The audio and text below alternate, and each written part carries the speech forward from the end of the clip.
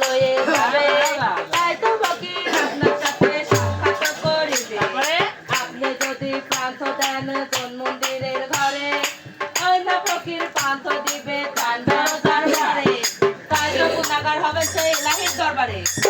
আমি সালাম বলি বড় ভাই। আল্লাহ সালাম। দাসে তুমি ভিক্ষা ফিরত নিয়ে আসলে হ্যাঁ তাহলে ফকির ভিক্ষা নেবে না? না ওই ফকির কি বলে?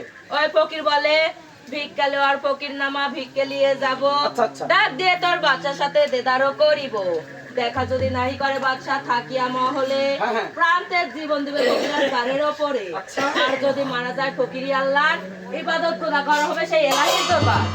সত্য নাকি? সত্যই।